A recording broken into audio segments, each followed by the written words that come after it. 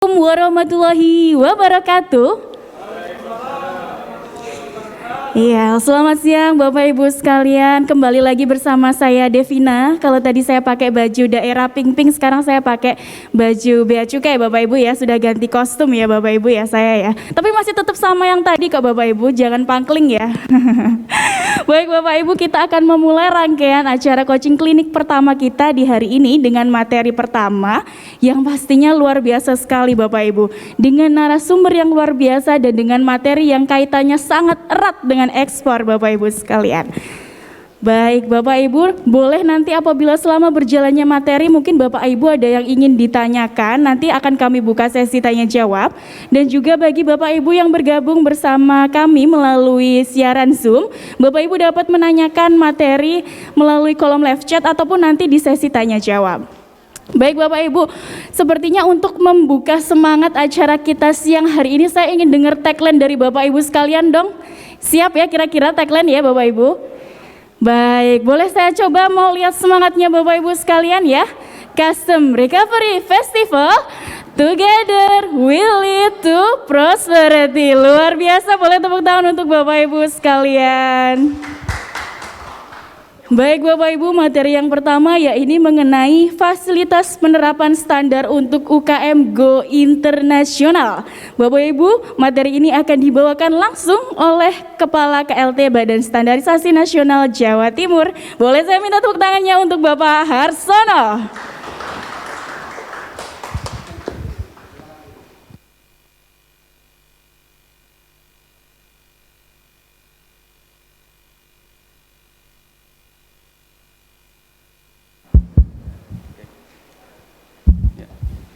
Terima kasih banyak.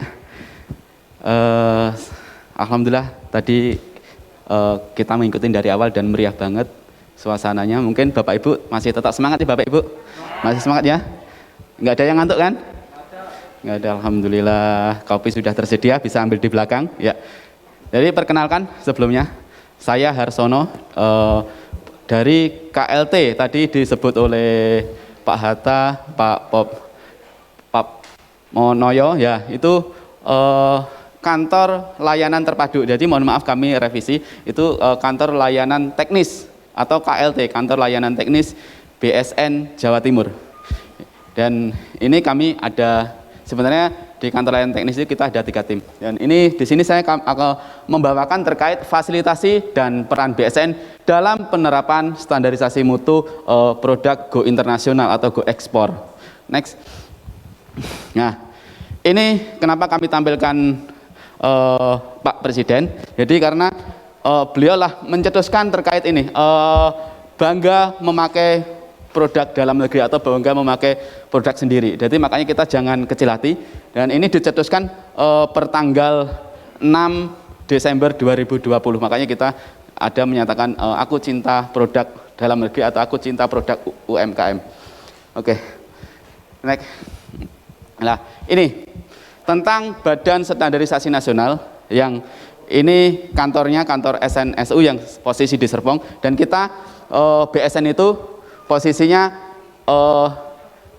lembaga non kementerian, yang laporan langsung atau melaporkan langsung terhadap kepada Presiden bahwa apa yang kita kerjakan kondisi saat ini. Dan kita juga bekerja sama atau masuk dalam Komisi 6 di anggota DPR RI sebagai perekonomian, dan juga kita sebagai vokal point di kancah internasional. Jadi kita masuk di ISO, IAC yaitu standar internasional, bahkan kita masuk ke standarnya ini produk misalnya standar Islam kayak SMIIC. Nah, itu adalah standar-standar yang Islam, apalagi sekarang bergencar terhadap ini sertifikasi halal. Nah, kita juga semangat di situ, dan juga kita sebagai badan meteorologi ngikuti badan meteorologi dunia, yaitu masuk di BIPM, dan sekarang BIPM itu di Indonesia itu diwakili oleh SNSU atau Standar Nasional Satuan Ukuran. Jadi Bapak Ibu kalau mau kalibrasi atau standar satuan ukuran nasional yang tertinggi saat ini itu ada di SNSU. Nah, setelah SNSU nanti akan naik ke Jepang. Tertelusurnya seperti itu, naik ke Jepang. Dari Jepang baru kita naik ke Jenewa. Itulah standar tertinggi kondisi saat ini. Dan kita kerjasama terhadap ini, ILAC atau IAF atau APAC. APAC itu Asian Pacific Accreditation Corporate. Dan di sini diwakili oleh CAN. CAN itu masuk dalam lingkupnya BSN. Jadi lembaga sertifikasi atau mungkin laboratorium atau lembaga yang terakreditasi itu pasti akan tertelusur terhadap organisasi tersebut. Next.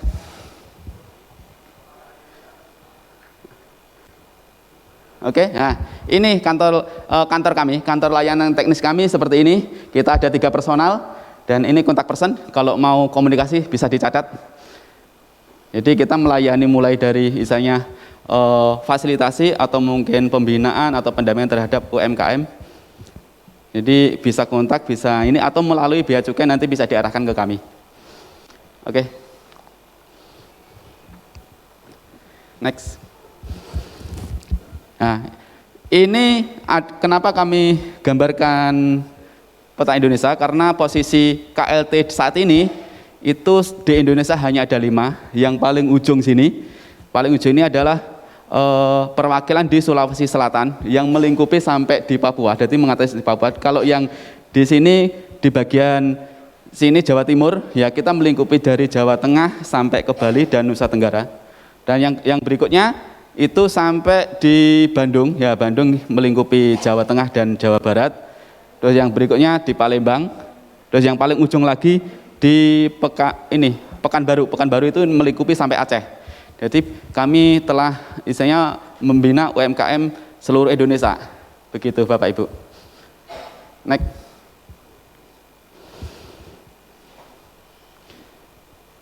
Nah, ini kondisi saat ini. Oh ya. Oke. Nah, ini kondisi saat ini. Kondisi saat ini yang kami bina di tahun 2021. Selama 2021 penyebarannya di sini. Jadi kita paling timur saat ini sampai Bali. Ini kita membina UMKM bergerak di bidang garam beriodium. Nah, ini sebaran UMKM yang pernah kita bina mulai dari awal hingga sekarang itu kisaran ada total itu ada 100-an. Dan kalau secara lingkup nasional itu ada 872 UMKM. Nah, jadi untuk KLT Jawa Timur sendiri kita bersinergi, ya kan? Bersinergi terhadap pemerintah dengan OPD, dan kita juga komunikasi. Jadi membangun jaringan terhadap pemerintah daerah, bahkan kita juga membangun CSR terhadap perusahaan-perusahaan yang sudah berkembang dan juga kita memfasilitasi untuk penerapan atau awareness terhadap SNI. Jadi Bapak Ibu kalau istilahnya pengen belajar atau menerapkan SNI silahkan, kami akan komunikasi. Dan berikutnya kalau untuk pendampingan terhadap UMKM bahkan kita sampai ke lapangan. Kayak seperti ini, insinyur atau instruktur. Jadi ini bagaimana untuk membangun rumah produksi. Nah, jadi sampai kita ditanyain ini bagaimana kita menyampaikan informasi itu sesuai dengan standar yang diacu. Jadi kami tidak lebih dan tidak kurang. Kalau standarnya mengatakan A, kami akan sampaikan A. Seperti itu. Ya, kita pernah kerjasama juga dengan ICS. Dengan ICS kerjasama untuk ekspor terkait bolu ketan mendut, dan kita juga disaksikan langsung oleh Dubes ini pas pengiriman ke Turki. Dubes perwakilan dari Indonesia yang di Turki, kita langsung live komunikasi langsung dan disaksikan. Ini kan posisi di Sidoarjo. Nah, ini Pak Bupati Sidoarjo yang muda itu. Nah, jadi kita alhamdulillah ada dukungan komunikasi baik, dan nanti kita bisa bersinergi dengan Bea Cukai juga. Nah, ini kita bersinergi dengan universitas dan BI.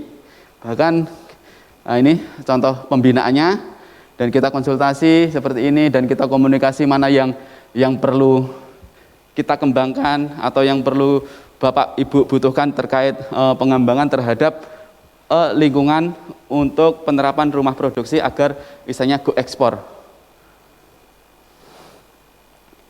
Nah, ini pembinaan kita yang sudah go ekspor dalam bentuk pangan. Kalau pangan kami sudah ada ini yang sudah nyampe di Korea Selatan, terus ini sampai Rusia, dan juga yang ini sampai Dubai, Turki yang tadi yang kita saksikan tadi. Dan juga ini untuk sambal Krings itu sampai Filipina. Jadi kita mendukung ekspor seperti itu. Jadi sesuai dengan, bahkan kita komunikasikan nanti dengan negara sana, kan biasanya aturannya beda-beda antara negara Timur Tengah atau mungkin negara Jepang atau Korea, itu persyaratannya pasti beda-beda, dan kita akan membantu misalnya setelah lulus penerapan standar nanti persyaratan berikutnya apa. Ya, itu biasanya kami komunikasikan juga misalnya dengan Bea Cukai dan ICS atau dengan yang terkait, ya kan. Jadi nanti para UMKM itu akan melengkapi ya persyaratan apa yang harus dilakukan. Jadi kalau sudah dilakukan, sudah oke, pasti buyer itu sangat mudah menerima. Karena biasanya yang sulit itu terkait ini persyaratan, sebenarnya persyaratan terhadap legalitas untuk masuk ke negara yang dituju. Nah, ini helm Jericho. Ini helm Jericho sudah ekspor ke Amerika dan Jepang. Dan karena dia produk helm moge atau custom, jadi tidak di pasaran, tapi kalau Bapak Ibu cek di marketplace ini insya Allah ada, jadi nanti bisa dicek juga. Nah, jadi ini contoh-contoh yang sudah go ekspor. Jadi yang go ekspor itu tidak hanya produk pangan, jadi non pangan pun bisa ekspor ke sana. Nah, ini mengapa menerapkan standar atau mutu? Matanya Bapak Ibu kenapa harus menerapkan standar atau mutu? Nah, ini informasi ini yang disampaikan oleh beliau, ya kan, sebagai Bapak standar atau Bapak SNI, itu yang mencetuskan SNI itu adalah Profesor B.J. Habibie. Seperti itu. Jadi beliau sebelum mencetuskan itu namanya dulu SN atau standar nasional. Nah, standar nasional, setiap kementerian itu punya standar sendiri, bahkan Kementerian Perdagangan, Perindustrian, KKP, Kementerian Keuangan, dan yang lain, nah, itu punya standar sendiri. Jadi akhirnya kita tidak tahu ini produknya siapa, ini mengatur apa, ya kan? Ya, setelah itu beliau mencetuskan menjadi biar satu pintu atau satu tempat atau satu regulator, makanya dibentuklah namanya SNI. Nah, ini dan SNI itu adalah mengatur terhadap ini mutu, ya kan, atau mutu produk atau mutu sistem, ya kan, atau mutu yang terhadap yang dikerjakan terhadap regulasi di Indonesia. Jadi kualitasnya itu biar standar, jadi biar ada nilainya di situ, makanya dicetuskanlah SNI.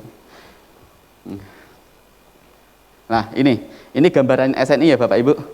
Jadi SNI itu seperti ini, dan SNI itu hanya berlaku di regional atau mungkin di kawasan Indonesia saja sebenarnya. Jadi kalau kita keluar ke negara lain itu mungkin sudah mengacu ke standar negara lain. Tapi jangan berkecil hati ya. Bahkan standar kita ini diakui, sebagian diakui oleh internasional. Contoh ya, kayak SNI tempe. SNI tempe itu diadopsi oleh Jepang. Jadi negara Jepang mengadopsi SNI jadi standarnya sana. Terus dan juga kita di sini SNI ban.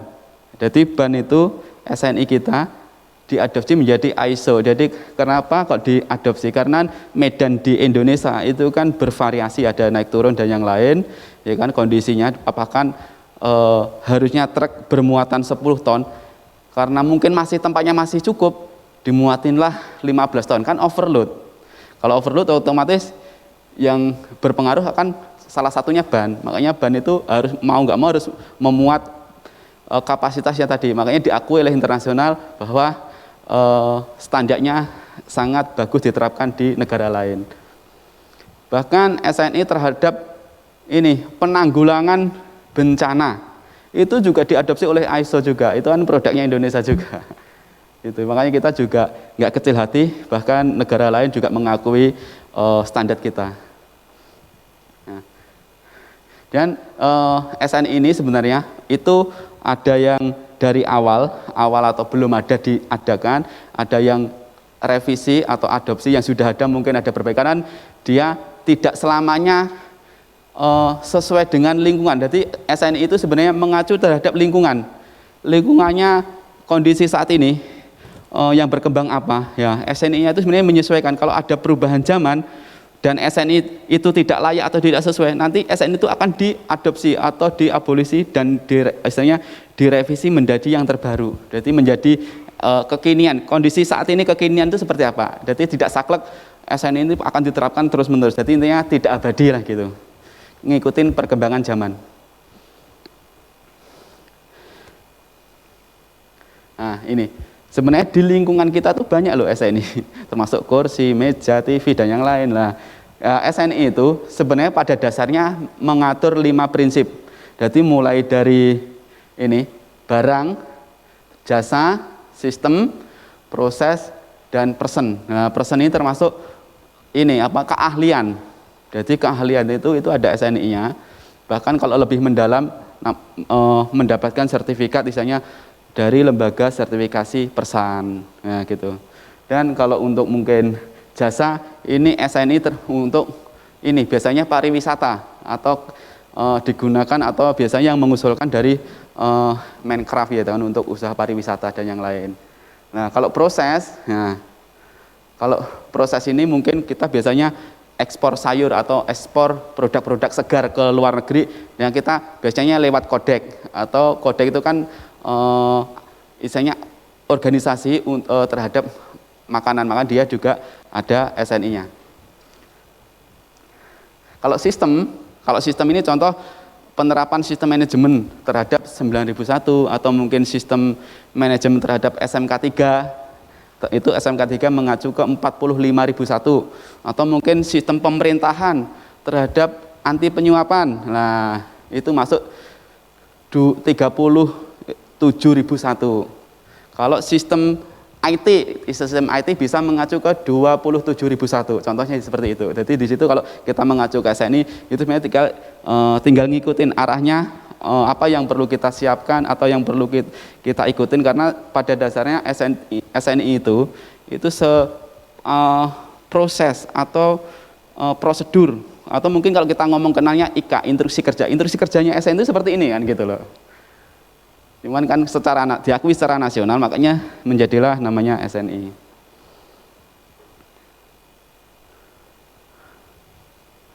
Nah, dan SNI pun pada dasarnya itu ada 2, sukarela dan wajib. Jadi ini gambaran.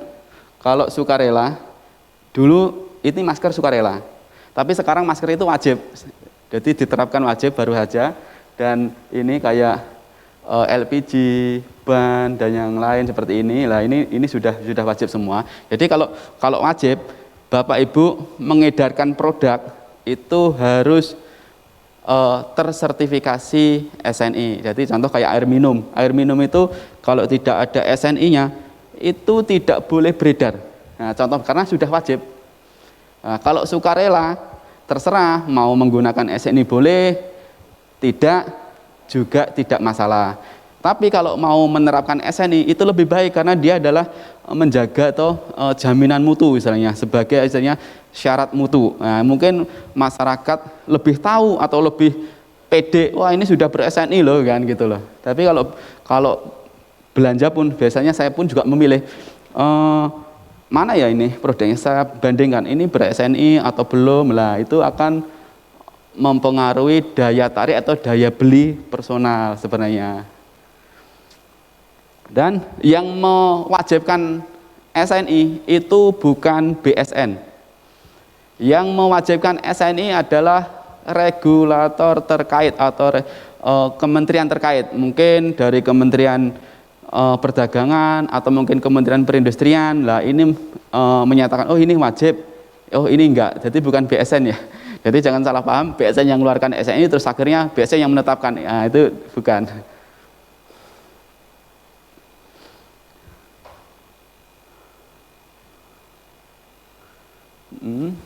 Nah.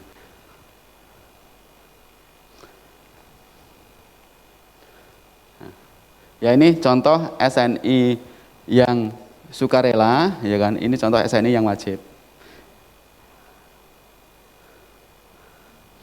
Ya ini tadi air minum, yang itu harus sudah ber-SNI. Nah, ini syarat mutu di dalam SNI. Mungkin Bapak Ibu kebayang sebelumnya SNI itu apa gitu, mungkin ada ini, ada bayangan atau apa, atau mungkin tanya boleh. Jadi kita sambil berjalan, kalau emang ada pertanyaan mangga. Kebayang ya, SNI itu apa sebelumnya? Sebelum ada gambaran seperti ini.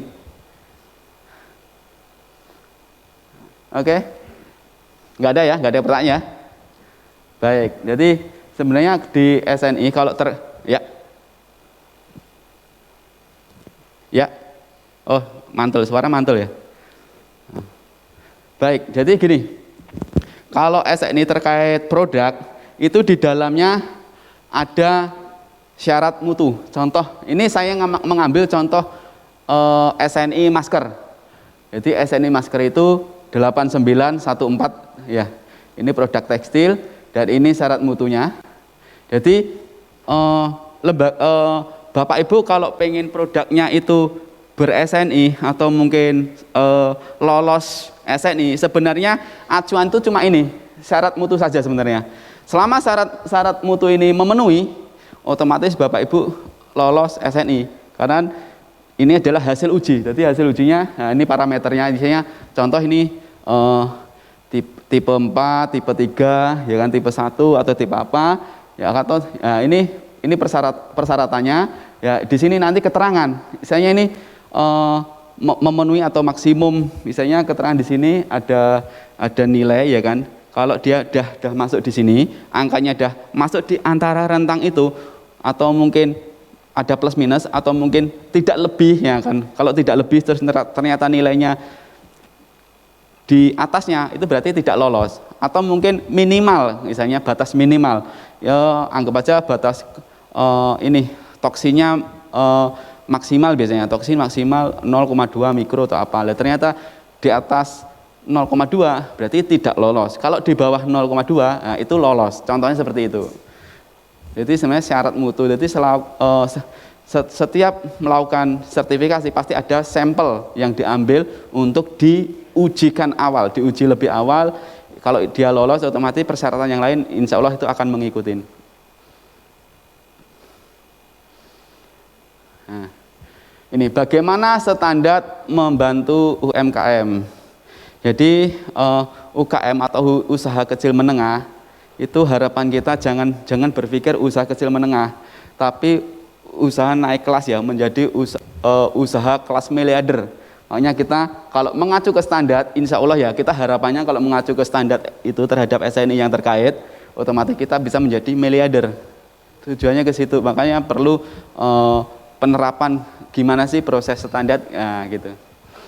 Nah, jadi kita bisa, ini salah satunya kan, meningkatkan kualitas, ya kan, dan meningkatkan keuntungan, dan juga kita meningkatkan daya saing. Kalau daya saing itu nanti tidak kalah dengan produk impor, ya kan, kita bisa masuk ke negara lain, bahkan kita bisa masuk ke marketnya negara lain. Jangan sampai market dari negara lain masuk ke kita, ya, seperti itu. Dan kita juga bisa memenuhi regulasi pemerintah yang terkait, misalnya.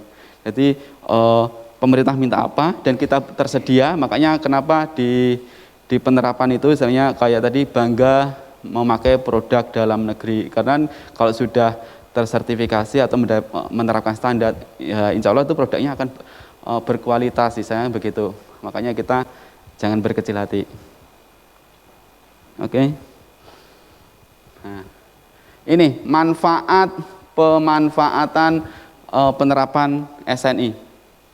Jadi kita bisa mengatur terkait ini alur proses, ya kan, mulai mana yang produk pertama masuk dan produk pertama keluar. Jadi kita sebenarnya itu mengatur ekosistem perjalanan proses mulai dari awal sampai akhir itu bagaimana. Nah, di dalam proses itu tadi harus ada nilai syarat mutu terhadap standar yang diacu. Jadi ini contoh. Sebelum menerapkan standar, mungkin gambarannya seperti ini atau yang bawah seperti ini. Ya, setelah menerapkan standar, akhirnya beda, menjadi bersih atau mungkin jalannya itu sesuai karena dia kan mengacu ke standarnya seperti itu. Misalnya bicara harus ini kayak mungkin ATK terhadap administrasi itu bisa tertata rapi, ya contoh seperti itu. Jadi intinya kita dikontrol oleh standar itu. Pertama kita memang belum biasa. Kalau sudah biasa, otomatis itu akan mengalir dengan sendiri sebenarnya. Jadi kayak sudah jadi rutinitas, akhirnya rutinitas rapi, ya udah kita akan berjalan terus-menerus sesuai dengan kita alami keseharian. Jadi untuk memicu semangat kita menjadi lebih terkontrol atau lebih termanajemen. Nah, ini. Kalau kita mengacu ke pendampingan, jadi ini dari UCK bahwa semua kementerian lembaga daerah itu akan memberikan fasilitas terhadap pembinaan UMKM secara gratis. Nah, salah satunya BSN juga ini, yaitu BSN bekerja sama, ya kan? BSN bekerja sama dengan kementerian lembaga daerah, ya kan, untuk membina atau mendampingi, ya kan, atau memfasilitasi terhadap UMKM dalam menerapkan standar tersebut secara gratis. Jadi arahnya ke situ. Itu kita dari UUCK. Nah, ini prosesnya. Nah, ini kalau mau daftar bisa daftar di BSN, ada ini pembimbingan bsn.go.id.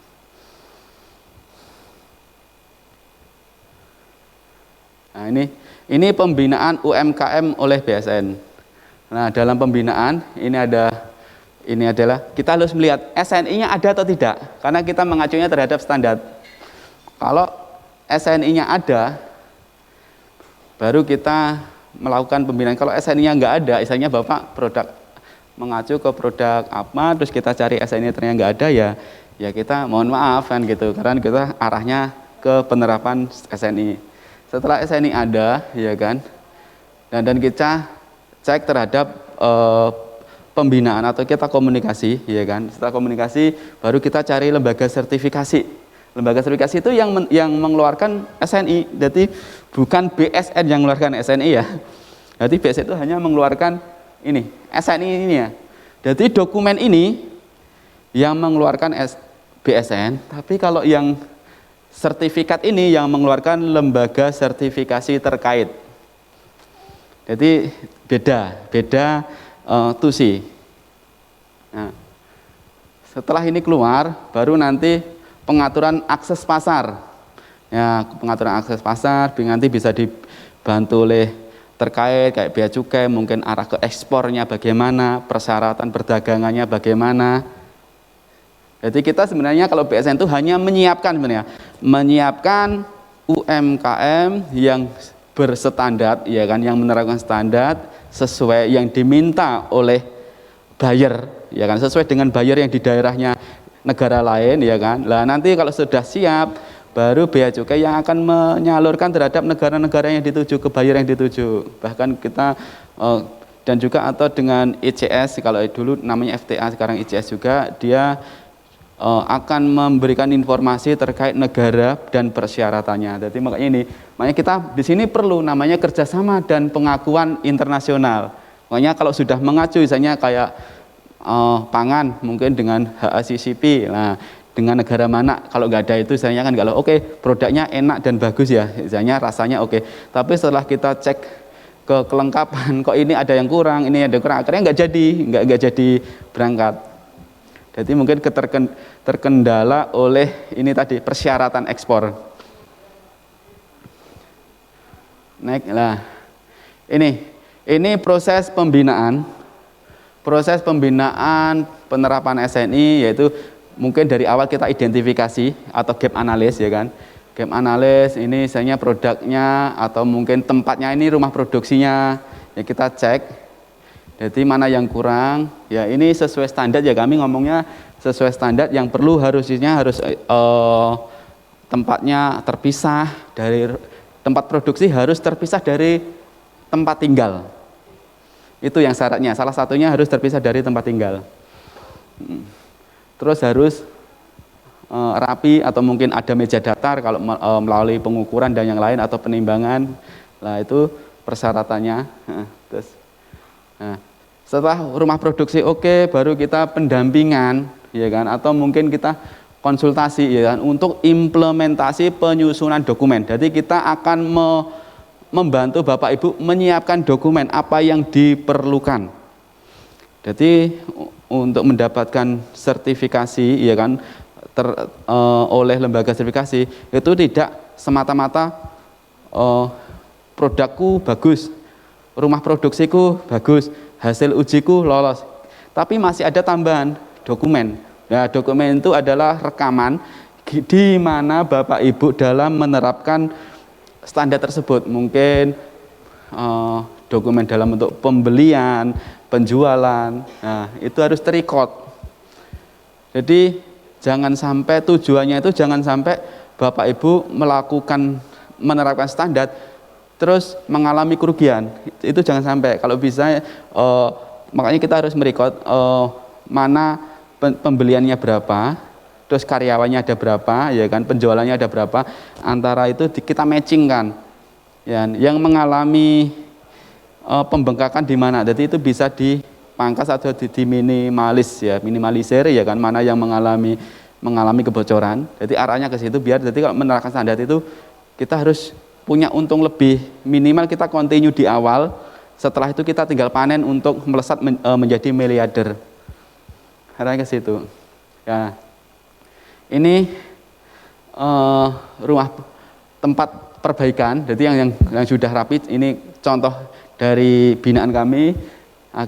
Ini proses untuk renovasi, ini sudah selesai. Kalau ini dalam bentuk makanan, karena di sini ada oven dan yang lain. Ya, ini bahan baku, ya kan, ini akses. Nah, ini tempat produksinya. Nah, ini hasil penerapannya. Hasil penerapan, ini yang sebelum penerapan kondisinya seperti ini. Nah, setelah penerapan atau setelah pembinaan, ya ini ada perbedaan. Jadi kami sampaikan karena di sini ada penataan ruang produksi, ya kan, karena dia menerapkan yang resik, rapi, ringkas, ya kan, rajin, nah seperti itu. Makanya kita prinsipnya 5R tadi. Jadi yang dulu seperti ini, sekarang menjadi rapi. Jadi arahnya ke situ. Oke. Nah, ini contoh binaan BSN, yaitu Julpa Batik Madura. Ini binaan BSN. Kalau dia sudah mendapatkan sertifikat, ya ini sertifikat, ini dikeluarkan oleh BBKB, Balai Besar Kerajinan dan Batik. Karena dia, kenapa saya pilih BBKB? Karena dia hubungannya dengan batik. Jadi kita menyesuaikan produknya apa. Mungkin kalau produknya kopi ya, area Jawa Timur kita arahkan ke ini, bisa ke Jember, yang ini namanya kakao. Nah, itu ada LS Pro-nya di situ. Itu yang mengeluarkan. Jadi kita sesuaikan. Mungkin kalau Bapak Ibu penghasil minuman atau mungkin AMDK atau apa, kita bisa arahkan ke baristan itu. Ya, contoh seperti itu. Atau kalau penghasil perikanan bisa kita arahkan ke PMP 2KP, ya, di area Jawa Timur sini. Makanya kita itu menyesuaikan, tidak sesuai dengan hasil Bapak Ibu kerjakan atau UMKM-nya Bapak Ibu kerjakan. Nah, jadi ini SNI-nya. Nah, ini posisi di Madura dan produksinya sekarang meningkat, ya kan, menjadi 1000 sampai 1500 piece per tahunnya untuk produksinya yang dijual. Nah, ini manfaatnya, jadi pelanggan lebih yakin, ya kan, aduh nilai, wah ini batik. Karena kalau di SNI batik, itu dia melihat ini Bapak Ibu, melihat kualitas terhadap warna. Pernah waktu pemesanan batik dengan skala, mungkin kalau skala kecil, nggak kelihatan perbedaannya. Setelah kita pesan banyak, sampai ribuan, itu ada perubahan warna. Jadi warna dari kita pesan semuanya itu ternyata ada warnanya belang. Jadi karena dia belum mengatur raciannya itu ukurannya berapa, semacam itu. Setelah dia menerapkan SNI atau standar, dia walaupun pesan berapa piece, akhirnya warnanya sama. Contohnya seperti itu. Karena dia membuat produk itu menjadi sama, itu dengan ramuannya atau mungkin dapurnya. UMKM sendiri kan punya dapur atau mungkin sebagai manajemen, tapi kan diatur oleh standar tersebut, akhirnya dia jadi konsisten. Bahkan penerusnya itu jadi sama. Biasanya kalau membuat batik semacam ini, dari keturunan leluhurnya, dari tangan pertama terus ke tangan kedua atau ke tangan ketiga, itu pasti mengalami perbedaan karena dia tidak punya pakem yang tertulis atau aturan yang tertulis. Kalau setelah mungkin menerapkan standar, akhirnya punya aturan, walaupun yang tangan pertama sudah almarhum, diteruskan tangan kedua, otomatis racian produknya, cara mengolahnya tetap sama, arahnya ke situ. Jadi mengatur biar itu jadi konsisten. Jadi tujuan itu sebenarnya ke situ. Nah, akhirnya manfaatnya di sini yaitu pencatatan lebih baik, ya, produksi lebih tertata, gitu kan tadi. Dan nih, pelaksanaan tugas selama ini dikerjakan sendiri, ya kan. Sekarang dapat manfaat sumber daya yang ada. Contoh gitu tadi, dari tangan pertama kedua, dulu kan kalau enggak saya mungkin hasilnya enggak sesuai. Ya, sekarang misalnya karyawan saya aja bisa ngerjakan, ya kan, hasilnya sesuai. Karena itu ada aturannya tadi. Makanya dia bisa mengembangkan sumber dayanya bisa lebih nambah. Nah, ini tahapan penerapan SNI. Jadi pertama kita training atau gap analis dan yang lain, persiapan.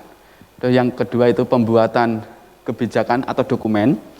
Jadi tadi persiapan dokumen, ya itu kami siapkan. Nah, ini untuk implementasi berarti harus ada sosialisasi atau audit internal, ya semacam itu penerapan implementasinya ya. Setelah itu oke, baru pendaftaran ke sertifikasi. Nah, pendaftaran sertifikasi itu yaitu pemilihan lembaga sertifikasi. Kayak tadi, kita arahkan kemana, gitu, yang sesuai. Kalau sudah, baru nanti lembaga sertifikasi akan mengaudit atau cek ke lapangan. Jadi akan mengaudit ke tempatnya Bapak Ibu sesuai enggak dan mengambil sampel untuk dilakukan pengujian terhadap standar yang diacu. Setelah oke, nanti ada mungkin temuan ketidaksesuaian. Setelah ketidaksesuaian baru nanti ada perbaikan. Setelah ada perbaikan, ya kan, selesai closing, baru nanti naik ke keputusan. Baru nanti Bapak Ibu mendapatkan keputusan. Nah, ini keputusan ini adalah yang menyatakan mendapat sertifikat atau tidak, atau ini layak menerapkan SNI tersebut atau tidak di situ. Kalau sudah layak, nanti umurnya sertifikat berapa tahun? Biasanya ada yang 3 tahun, 4 tahun, ya paling maksimal 4 tahun. Ada yang per batch itu gini. Sertifikat itu hanya berlaku sekali produksi. Contoh pakaian bayi itu misalnya sekali produksi berapa ribu piece, ya, misalnya anggap aja kita produksi 5.000 piece, jadi sertifikat hanya berlaku di produk 5.000 piece itu. Kalau 5.000 piece tersebut sudah habis, mau produksi lagi, dia harus ngurus sertifikat lagi. Nah, itu kalau per piece, ya. Tapi kalau tahun biasanya dia setiap tahun ada surveillance. Misalnya 4 tahun dengan kunjungan surveillance setiap tahun. Nah, setelah oke, ini baru nanti review sistem penerapan sertifikasinya atau ini diulang. Jadi per tahun harus ada implementasi keberlanjutan untuk lebih baik dan lebih baik. Arahnya kan ke situ, lebih baik dan lebih baik. Makanya kita ada audit internal atau tinjauan manajemen atau mungkin kritik dan saran kanan kiri. Bahkan customer itu berhak mengkritik, oh produkmu kurang begini.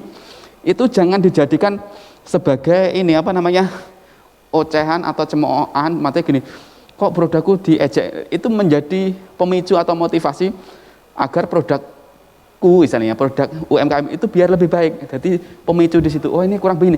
Berarti malah terima kasih ada yang mengingatkan saya kurang di sini loh. Nah, saya kurang di sini berarti otomatis saya harus memperbaiki. Arahnya ke situ. Makanya itu menjadi pemicu semangat untuk merubah desain atau merubah ini produk untuk sesuai dengan pasar.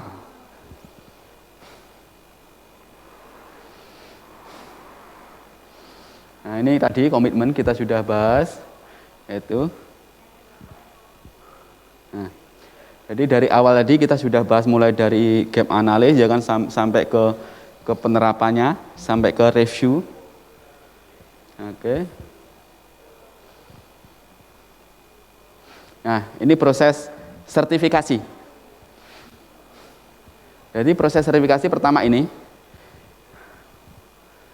Jadi dari aplikasi ke LS Pro. LS Pro itu tadi lembaga sertifikasi yang kita pilih.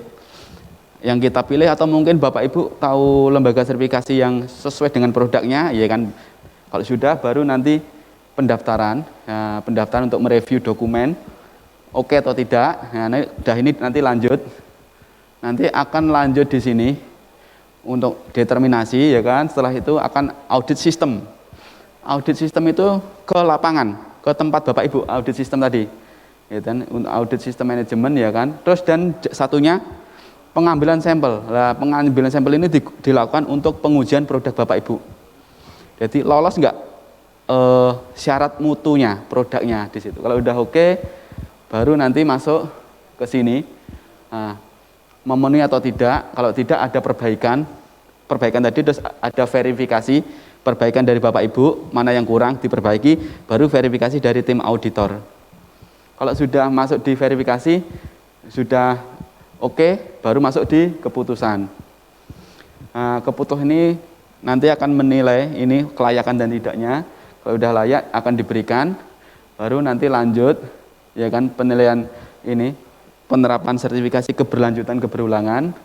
Nah, setelah ini selesai, ini nanti kan dalam penerapan ini kan tahu SNI-nya sukarela atau wajib, ya kan, yang Bapak Ibu lakukan. Nah, nanti dari lembaga sertifikasi dia akan lapor ke Bank BNI, aplikasi namanya, aplikasi bankbni.bsn.go.id, itu melaporkan ke BSN agar terpantau UMKM mana yang menerapkan SNI dan UMKM mana yang tidak atau belum menerapkan SNI, arahnya ke situ. Nah, nanti setelah ini Bapak Ibu akan mendapatkan sertifikat lagi dari BSN. Jadi sertifikat itu ada dua, yang satunya sertifikat dari lembaga sertifikasi yang melakukan audit ke tempat Bapak Ibu, yang kedua sertifikat dari Bank BNI. Jadi mendapat sertifikat dari Bank BNI, baru setelah ini kita akan ada review dalam bentuk surveillance keberlanjutan. Nanti untuk memastikan bahwa produk yang Bapak Ibu kemas atau hasilkan itu masih terkontrol. Arahnya ke situ. Nah, ini partner strategi dalam pembinaan UMKM. Jadi dalam undang-undang ini, dalam Undang-Undang Nomor 20 Tahun 2014, ini undang-undang ini yang dirumuskan itu oleh BSN. BSN yang merumuskan itu terhadap Undang-Undang Sertifikasi Standar Penilaian Kesesuaian atau namanya Undang-Undang SPK. Nah, di sini kita harus membina UMKM dengan kementerian, lembaga, daerah. Nah, kementerian ini jadi bisa dari kementerian dan lembaga atau non kementerian ya kan yang punya fasilitasi terhadap pembinaan UMKM, dan kita juga kerjasama terhadap perguruan tinggi ya kan, swasta atau pemerintah tadi dalam bentuk CSR ya kan. Dan kita juga ada asosiasi ya kan, asosiasi mungkin seperti ICS dan yang lain untuk istilahnya memfasilitasi bisa ekspor. Nah, itu apa yang perlu disampaikan atau perlu yang dipenuhi. Nah, ini mungkin komunitas mungkin ada komunitas dari UMKM sendiri, mungkin UMKM ikut UMKM apa, ya kan? Di situ pasti ada ketuanya atau apa, maksudnya asosiasinya. Nah, jadi kita kerjasama di semua bidang, dan di sini kalau ini LPK ini lembaga penilaian kesesuaian. Contoh lembaga penilaian kesesuaian ini kalau dibina oleh BSN melakukan sertifikasi ke lembaga sertifikasi tersebut free lah, contohnya kerjasamanya ke situ. Dan mungkin ada yang lain juga, nanti mungkin gini kalau Bapak Ibu pernah difasilitasi oleh siapa, ya kan, itu nggak apa-apa, sampaikan ke kita, nanti kita akan bersinergi ke yang memfasilitasi Bapak Ibu. Jadi mungkin dari segi fasilitasi pembiayaan dari mereka, kita segi dari pendampingan dokumen tadi. Seperti itu, nanti bisa kontak saya ya kan, nanti kita bisa lebih dekat untuk intens mendekati instansi tersebut. Nah, ini contoh untuk pemerintahan. Nah, ini bisa kita ini KKPI dan yang lain, misalnya untuk ini kabupaten dan ini bahkan ke BI juga ya kan, dengan universitas ya. Ini kalau BUMN, nah seperti ini kita bisa kerjasama dengan Semen Gresik, misalnya Pupuk Kaltim dan yang lain, dan Garuda juga kita juga bersinergi. Nah, kalau pendidikan kita bisa, kalau di sini bisa ke Ubaya, di sini kita kerjasama dengan UPN. Ya.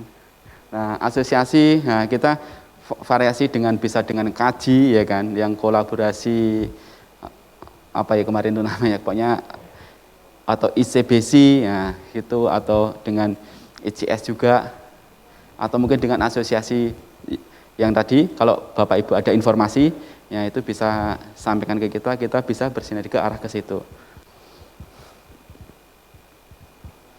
Nah, ini peningkatan akses pasar itu dengan ini pengadaan pemerintah. Contoh, pemerintah kan meregulasikan wajib terhadap ini LPG ya kan, terus kompor ini, terus ini kulkas dan yang lain. Jadi contoh seperti itu, kita bersinergi untuk mendampingi agar produk tersebut ya itu menerapkan SNI ya kan.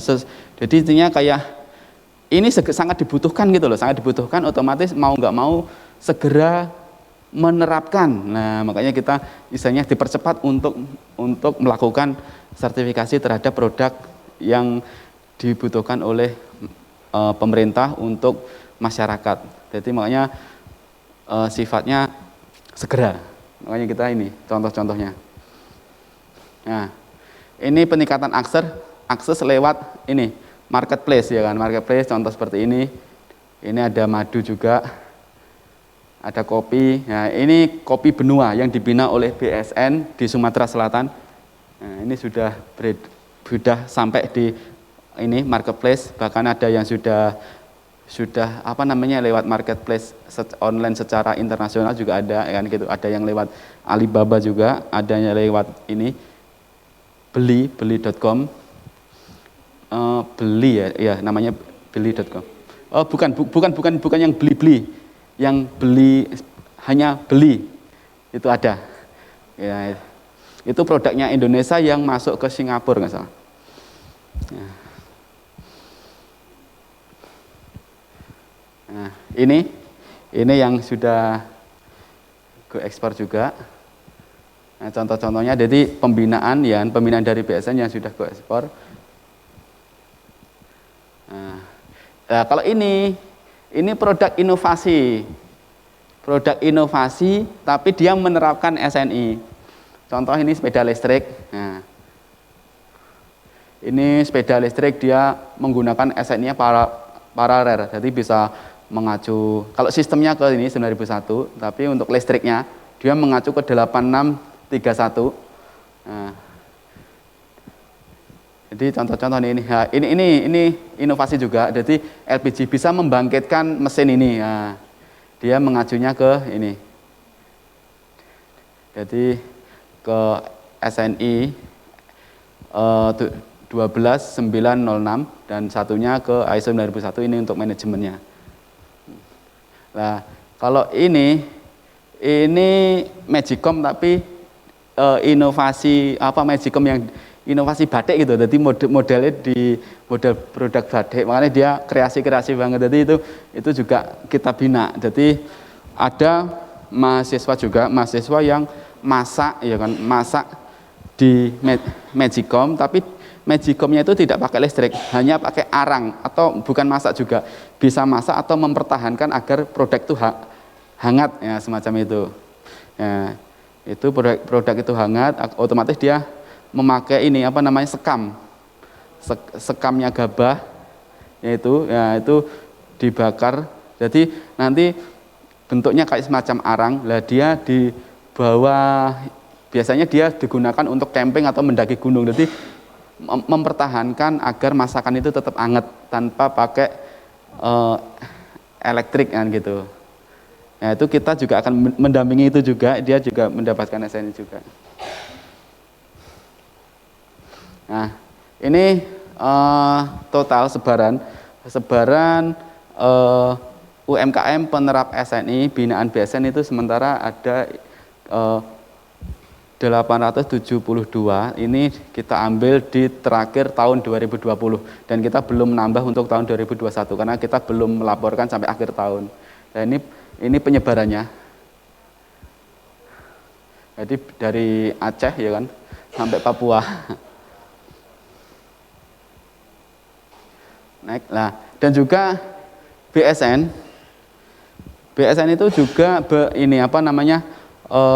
mencanangkan terhadap OSS. Jadi misalnya pembinaan untuk penerbitan tunggal, misalnya untuk penerbitan sistem tunggal terhadap NIB. Bahwa di situ kan ada ini SNI bina UMK dan satunya sertifikasi halal. Nah, nanti kalau Bapak Ibu legalitasnya mengacu misalnya produk, misalnya kalau pangan pasti nanti akan keluar salah satunya kan ini. Kalau ini mungkin ini pasti. Kalau ini bahkan Bapak Ibu pangan non pangan ini pasti akan muncul. Tapi kalau pangan ini baru muncul.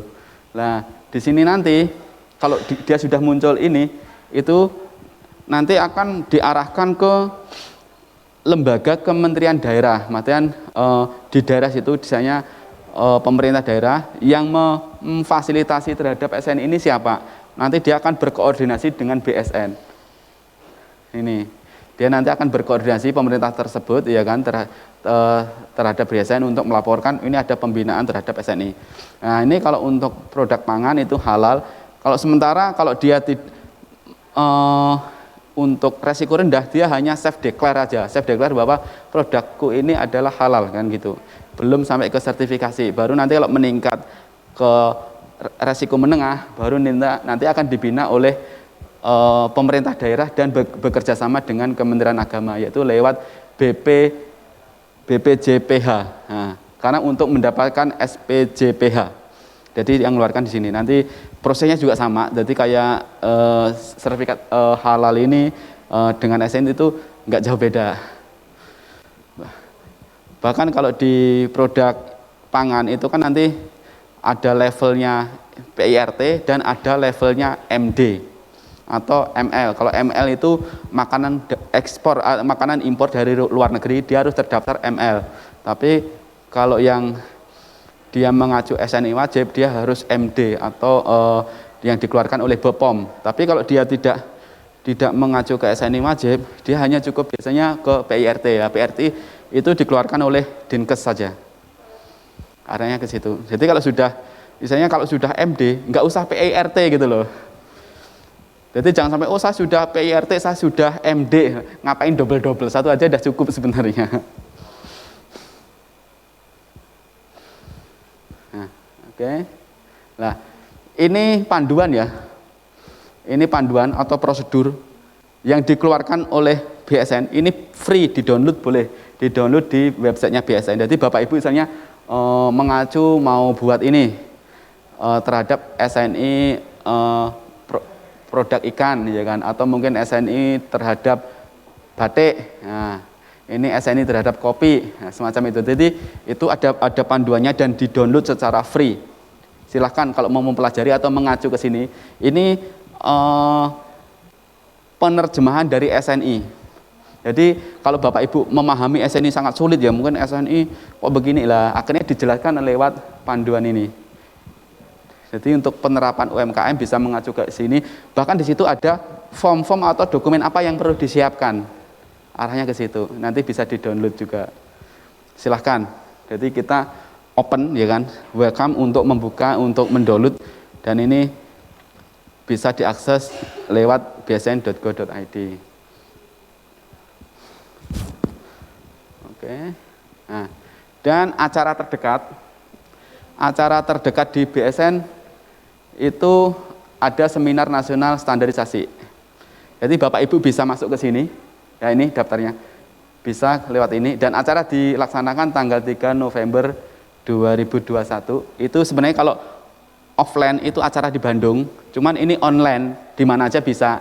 Jadi ini acara tahunan, silahkan kalau mau daftar nanti biar di situ tahu bisa tanya jawab dan bisa kenal terhadap UMKM yang sudah tersertifikasi, karena ini sifatnya nasional. Dan ini acaranya juga keliling. Jadi keliling setiap tahun itu beda provinsi. Dulu di Surabaya sudah ada, nggak salah tahun 2019 itu di Surabaya.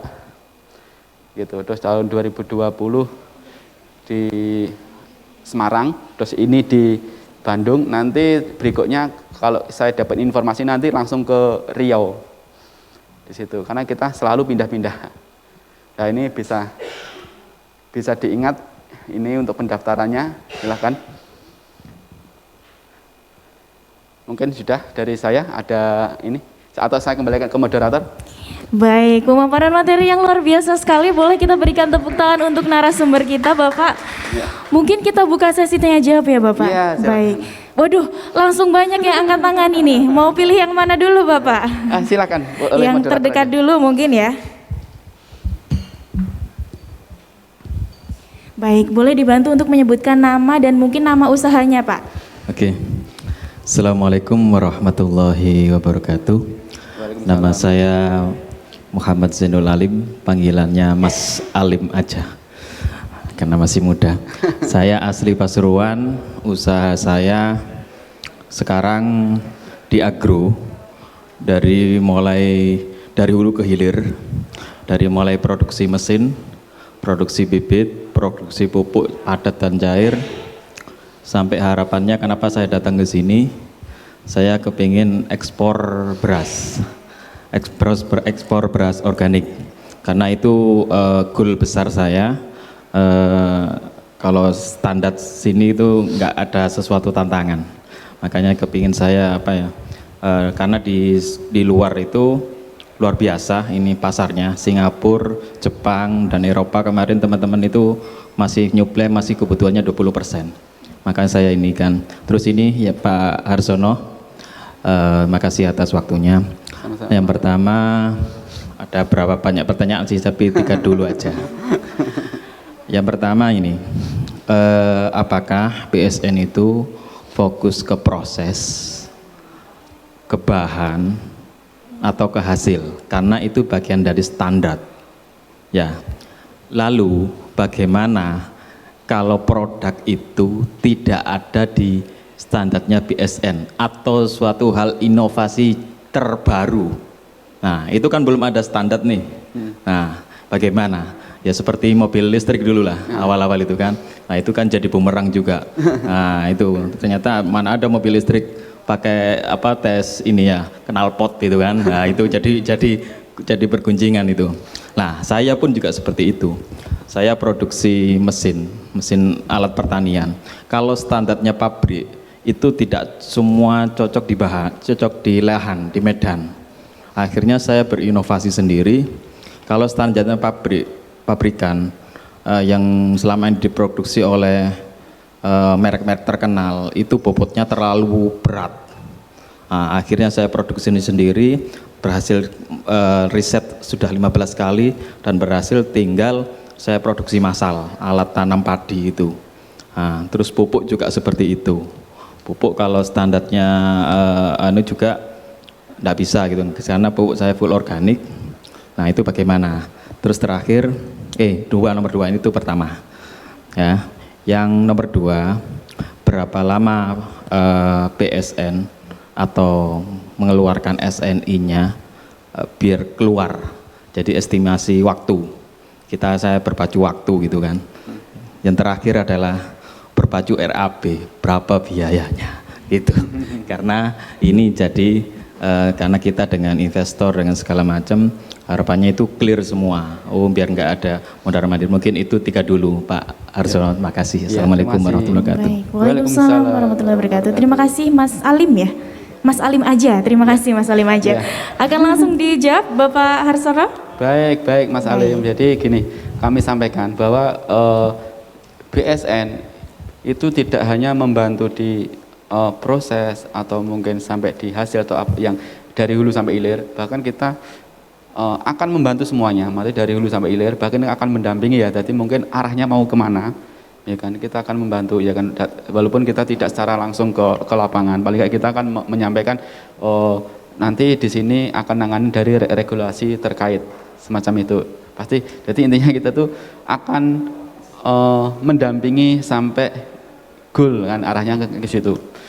Nah tadi yang kedua terkait inovasi. Sebenarnya kalau terkait inovasi alat pertanian itu sudah ada SNI-nya. Jadi tidak usah khawatir. SNI-nya namanya SNI peralatan atau alat Alsintan. Nah itu juga sudah ada lembaga sertifikasinya, lembaga sertifikasi Alsintan. Jadi nanti Bapak Ibu yang punya inovasi terhadap peralatan nanti bisa mendapatkan sertifikasi SNI Alsintan atau SNI alat-alat tadi, inovasi tadi. Jadi memang sudah ada, bisa dicek nanti SNI Alsintan atau SNI untuk alat pertanian di situ. Jadi tidak perlu menerbitkan SNI baru. Kalau menerbitkan SNI baru Bapak Ibu bisa, nanti bisa masuk ke PNPS. Kalau bingung bisa hubungi kami, nanti kami akan mengawal untuk mendapatkan SNI atau melahirkan SNI baru. Gitu. Bahkan kami senang karena ada inovasi baru, terus Bapak Ibu sadar terhadap SNI, terus akhirnya SNI bisa diakui secara nasional. Gitu. Nanti bisa dicek nanti ya, namanya SNI Alsintan.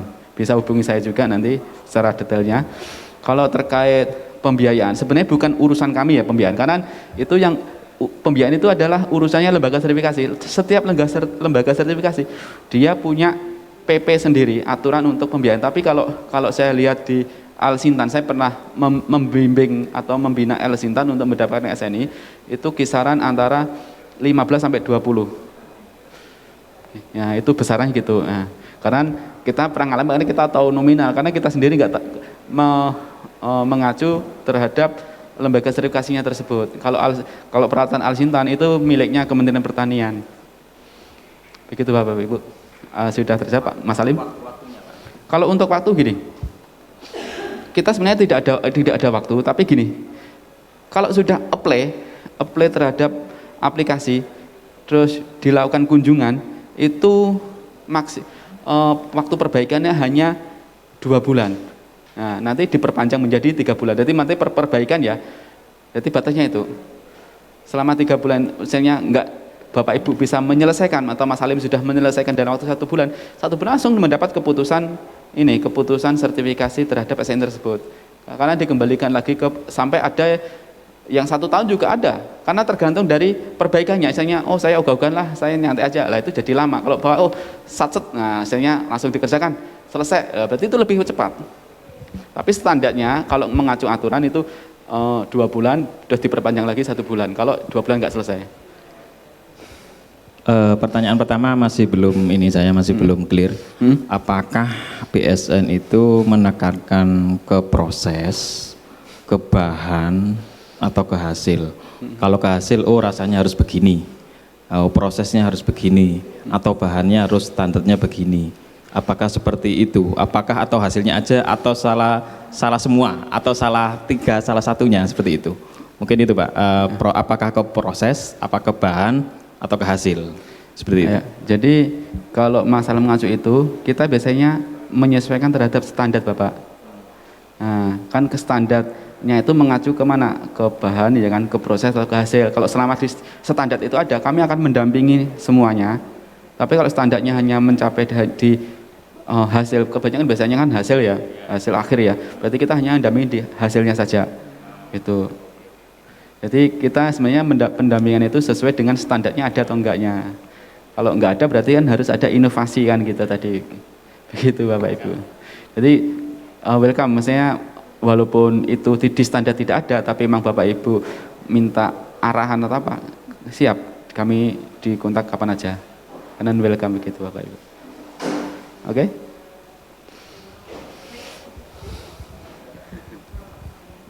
Udah terjawab tiga-tiganya ya, Mas Alim ya?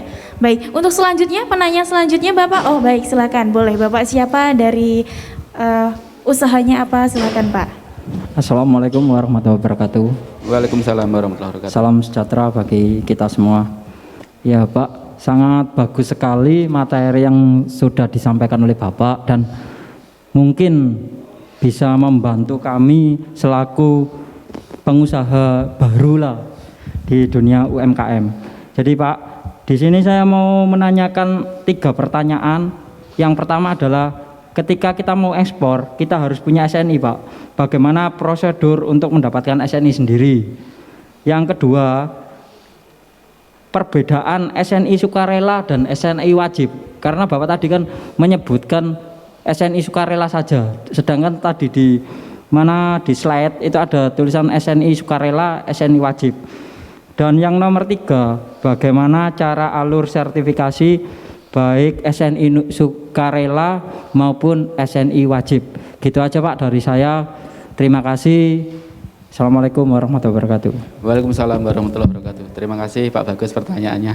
Jadi sebenarnya tadi sudah saya jelaskan juga bahwa emang betul SNI itu ada 2, sukarela dan wajib.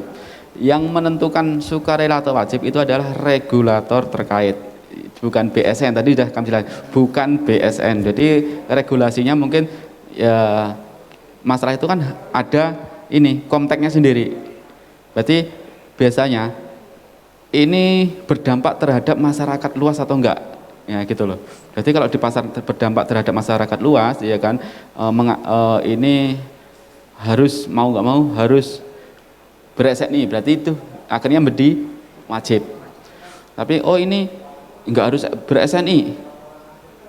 Nah, berarti tidak wajib, tidak harus. Kalau harus berarti gitu. Nah, itu yang menentukan adalah kementerian terkait, bukan BSN. Berarti BSN hanya menyampaikan, biasanya kalau sudah ada keputusan, biasanya ada keputusan dari kementerian bahwa SNI tersebut, ya kan, biasanya ada keterangan SNI berapa, terkait apa, ya, per tanggal berapa diberlakukan wajib. Contoh yang terakhir itu sprinkernya ini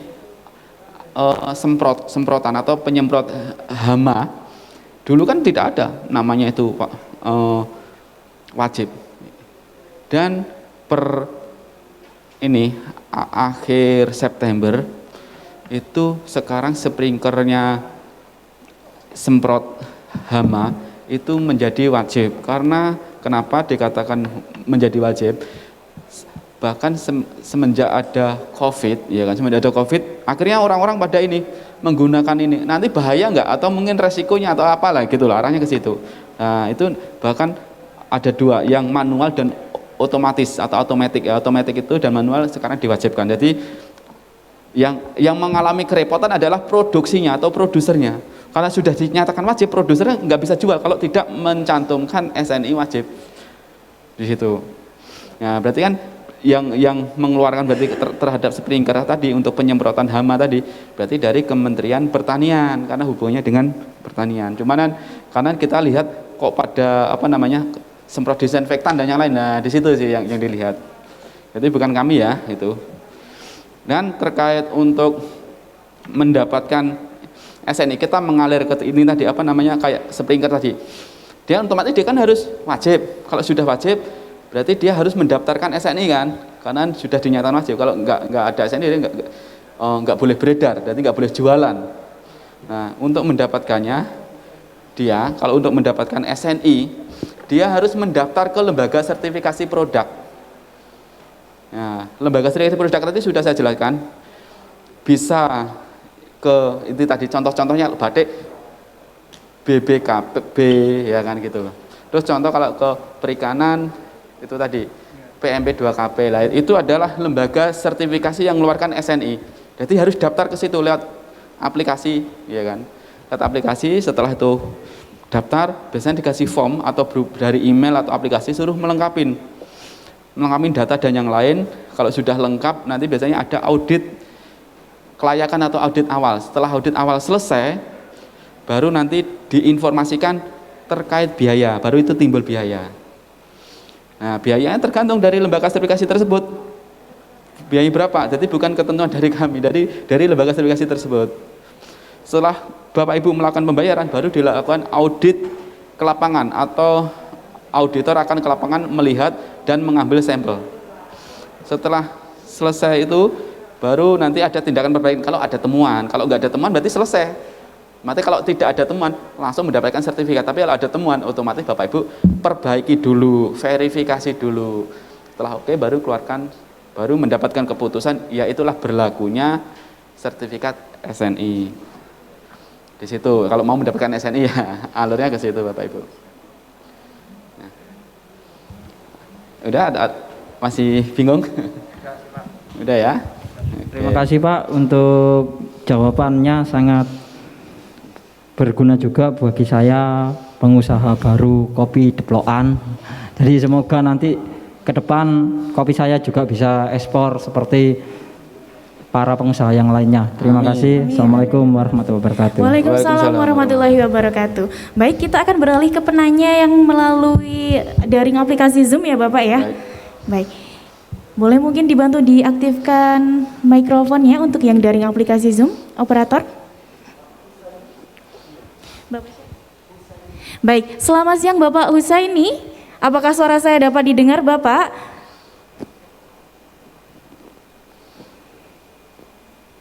Bapak Husaini yang saat ini bergabung melalui Zoom dan raise hand, apakah suara saya dapat didengar?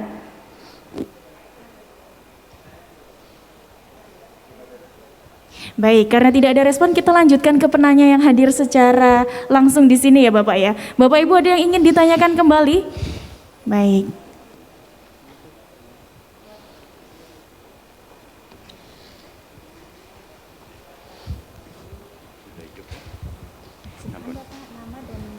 Nggih. Matur nuwun. Selamat siang Pak Sono dan terima kasih kepada fasilitator dari Bea Cukai. Perkenalkan, nama saya Pak Ari Wijaya dari UKM Papa Kristo dalam status UKM Pak. Produk saya berizin PIRT awalnya, tapi oleh karena undang-undang harus migrasi ke BPOM. Dan puji syukur sudah terbit beberapa, ada 6 per kemarin, ada tambah lagi 3, ada 9 item yang sudah BPOM. Nah, dalam perkembangannya saya mendapatkan kesempatan B2B melalui Kedubes Malaysia, dan kemudian beberapa item saya yang diminati, itu kami telah duduk bersama untuk membahas timeline untuk kelengkapannya 6 bulan.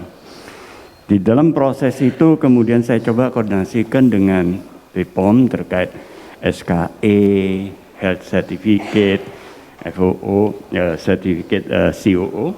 Kemudian barulah diketahui salah satu produk kami itu masuk wajib SNI. Dan kami sudah berkomunikasi dengan BSN, dengan Baica, dan saya mulai kirim dokumen-dokumen yang terkait yang akan dilihat.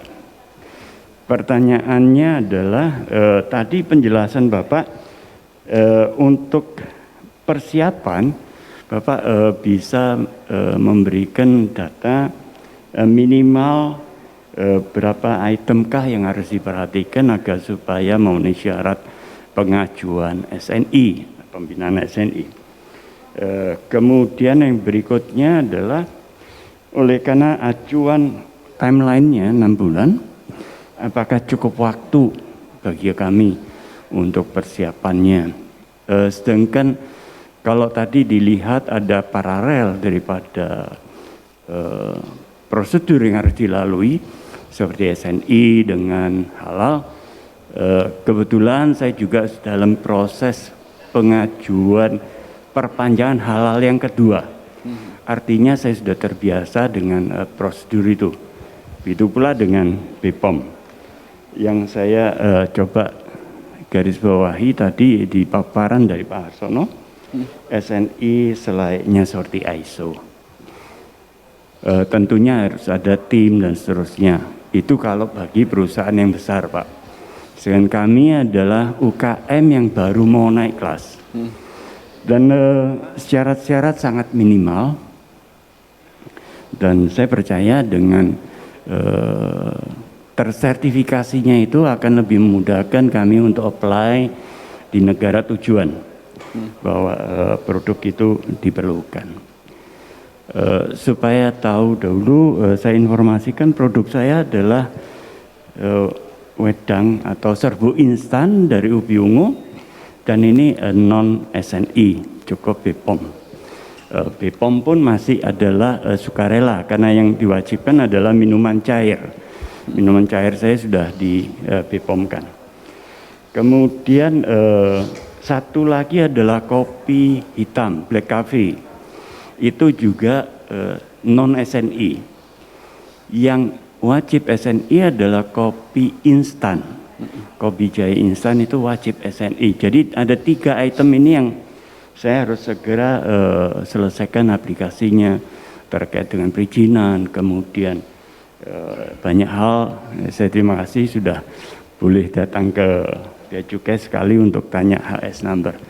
Dalam perhitungan mulai menghitung konversi harga FOB atau CNF yang akan kita buat. Jadi mohon dibantu rujukan terkait apa saja item yang harus saya persiapkan secara minimal bagi UKM.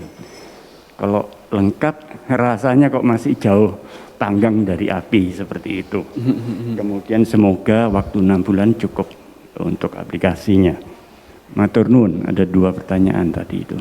Ya, terima kasih Pak Hari, terima kasih banyak pertanyaannya. Jadi gini, terkait SNI tadi, itu minuman serbuk tadi, itu sebenarnya juga sudah ada SNI-nya. Nah, nanti bisa masuk ke SNI terhadap jamu atau terhadap minuman serbuk. Ya, itu memang masih sukarela. Tapi kalau dalam bentuk air minum tadi, Yang merah ini yang wajib. baik. Oke. Yang ini ya, ini yang kopiku ya, wedang kopi. Ini yang saset ya. Kalau saset emang ini, kalau kopi instan dalam bentuk instan emang dari regulasi ya, dari regulasi emang dilakukan atau penerapan wajib ya. Nah, kondisi wajib ini kalau untuk kopi sebenarnya nggak jauh beda dengan yang lain. Jadi istilahnya bahkan sukarela pun yang penting kan masuk di lembaga lembaga sertifikasi. Jadi di lembaga sertifikasi tersebut itu yang jelas pertama itu harus lolos uji dulu. Lolos uji yang sesuai yang saya sampaikan tadi, lolos uji terhadap SNI yang diacu. Karena pengajuan gitu, kalau sudah lolos uji, oke. Terus rumah produksi, ya kan syaratnya kan kalau di BPOM biasanya ditanyain rumah produksi Bapak ya. Kalau selama rumah produksi sudah oke, berarti kan itu sudah memenuhi syarat kan, karena apalagi sudah mendapatkan MD yang dikeluarkan oleh BPOM. Berarti SNI nanti tinggal melengkapi sebenarnya. Jadi tidak perlu susah-susah membuat dokumen baru. Kalau Bapak sudah apply dokumen dulunya yang sudah punya dokumen ya kan, itu nanti tinggal dilengkapin saja, atau kalau bisa ngubungin kami nanti kami akan membantu untuk melengkapi dokumen tersebut. Nah, jadi di rumah produksi sudah oke, dan apalagi sudah mendapatkan MD, terus pengujian awal dah ini, karena nanti sebenarnya pengujian itu tuh ada 2. Yang pertama itu sebelum apply di itu minimal, kenapa kita ngujikan awal, biar kalau nanti ada kekurangan itu bisa diperbaiki lebih awal. Tapi kalau itu sudah memenuhi kan otomatis kita udah aman lah, kita bisa masuk ya. Karena di dalam tadi setelah mendapatkan apply di aplikasi atau sudah terdaftar dan akan dijadwalkan kunjungan. Nah, itu nanti kan ada dua personal mulai dari auditor dan satunya untuk pengambilan sampel, maka dilakukan pengujian. Berarti itu pengujian yang kedua. Tapi versi kita itu ngomongnya kedua, tapi kalau versi dari auditornya kan pertama, karena mereka yang ngambil. Kalau kenapa kita ngomong kedua? Yang pertama kan kita tanpa pengetahuan mereka kita melakukan pengujian sendiri gitu loh. Karena kita harus tahu hasilnya dulu, itu yang mempercepat gitu. Jadi kalau itu sudah penuh, materinya sudah terpenuhi, ya, dokumen ya kan, dan yang lain, itu berarti kan sudah terjawab semua ya. Kalau sudah terjawab, baru kunjungan itu sudah lengkap. Jadi awalnya adalah audit kelayakan atau kelengkapan dokumen. Kalau sudah kelengkapan dokumen itu tadi yang Bapak sudah apply dari sebelumnya itu, nah, itu dilengkapin, oke. Dilakukan pendaftaran dan pengujian oleh PPC. Setelah selesai ada perbaikan, dilakukan perbaikan, baru verifikasi. Setelah itu baru masuk di keputusan. Dan kondisi dalam perbaikan itu antara 2 bulan tadi, 2 bulan. Kalau dia lebih bisa diperpanjang, misalnya kalau Bapak Ibu belum selesai itu diperpanjang 1 bulan jadi 3 bulan.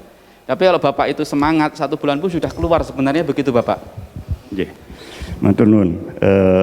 Oleh karena tadi disampaikan kalau sarana, saya pikir karena sudah dapat CPPOB B, audit B dari BPOM, saya kira itu tidak menjadi masalah. Kemudian secara dokumen kami juga sudah mulai aplikasikan tapi standar BPOM. Ya, jadi barangkali konversi sedikit. Terkait dengan uji. Produk-produk kami yang sudah BPOM sudah lewat uji lab.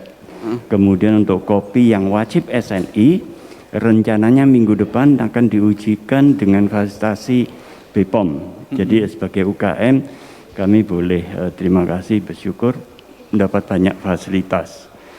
Dan untuk yang kopi black instan, black coffee bukan instan, kalau yang instan di BPOM, yang berikutnya ada di Baristan. Itu mandiri.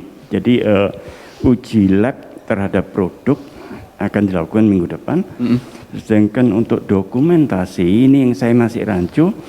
Awalnya diskusi dengan BSN Mbak Ica minggu lalu atau 2 minggu lalu, itu saya melengkapi dokumen panduan karena bukan instansi penerbit. Berdasarkan informasi yang saya coba cari, itu apakah benar penerbitnya nanti dari Departemen Perindustrian Provinsi Jawa Timur. Nah, kalau iya, di manakah peran pendampingan oleh BSN? Sehingga dengan demikian bagi kami yang belajar realisasi, karena saya secara pribadi melihatnya begini Mas, sebagai UKM yang dilirik oleh luar, seneng-seneng gitu ya, seneng oleh karena produknya dianggap layak, senepnya banyak hal yang harus dipenuhi. Nah, konsekuensinya tentu harus kami penuhi dalam waktu singkat ini. Jadi rujukan dari Mas Harsono sungguh akan membantu kami, apakah nantinya terkait dengan kami cari fasilitasi dari BUMN atau dari dinas, ataukah kemudian nanti merujuk kepada mandiri. Tadi sempat disinggung oleh Mas Harsono yang sudah mendampingi sekitar 15-20. Tapi kalau angka segitu sementara ini memang bagi UKM akan sangat memberatkan. Bisa melakukan uji, kemudian langsung kolaps, itu kan modalnya habis sudah ya. Baik. Jadi terima kasih atas rujukannya. Kalau memang benar ke perindustrian, saya juga akan sanjang sana ke sana dan mohon penjelasan peran BSN sendiri. Terima kasih. Baik Bapak. Bapak sebelumnya daftar di BSN ke mana? Mati pusat atau di? Itu saya dihubungi oleh BSN terkait dengan seminar webinar yang terakhir oleh waktu di BPOM. Kemudian dari proaktif dari BSN untuk telepon saya menanyakan kebenaran bahwa itu salah satu produk kami wajib SNI. Saya jawab iya. karena memang sudah dinyatakan ya wajib SNI oleh BPOM untuk yang kopi instannya. Terima kasih. Atau ini ada pendampingan dari BSN yang menghubungi Bapak? Belum. Oh, Baik, belum. hanya by phone. Mengenalkan diri, namanya Mbak Ica yang dari Pagesangan tadi, alamatnya sama ya.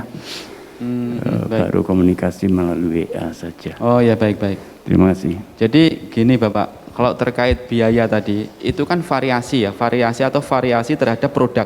Jadi tidak serta-merta dilabrak jadi antara 5 sampai 20 tadi. Itu saya nyampein itu untuk peralatan alsintan ya, atau peralatan pertanian. Tapi kalau terkait kopi, lah kita kan nanti itu masuknya ke lembaga sertifikasinya beda lagi. Lah itu dia juga biayanya beda lagi. Kita kan nggak tahu misalnya berapa ya gitu. Ya contoh kalau kalau kita ngomong di baristan ya, itu baristan malah antara 12 sampai 15 sertifikasinya, biaya sertifikasinya. Di situ itu plus pengujian. Nah, makanya kan kalau masalah biaya itu variasi. Tapi kalau Bapak terkait fasilitasi, itu bisa fasilitasi ke dinas terkait atau yang menurut Bapak ada fasilitasi terhadap pembiayaan. Terus kami nanti akan mendampingi sebagai dokumentasi. Jadi kan harus ada persiapan mulai dari panduan mutu, prosedur, kan, instruksi kerja atau yang lain lah. Jadi kami perannya adalah menyiapkan dokumen tersebut. Nah gitu. Apalagi kalau Bapak mau biaya mandiri, ya kan itu bisa dipercepat. Kalau biaya mandiri kan lebih mudah, soalnya tergantung Bapak adanya kapan. Tapi kalau terkait dari pemerintah, bisa kan ngikutin pemerintah ada enggak, apalagi akhir tahun seperti ini kan juga mengalami kesulitan gitu loh. Bisa-bisa nanti kalau mengajukan sekarang keluarnya di tahun depan. Begitu. Kayak kita di situ sih Bapak. Tadi ya kalau Bapak bisa bersinergi untuk mendapatkan fasilitasi dari pemerintah setempat, enggak apa-apa.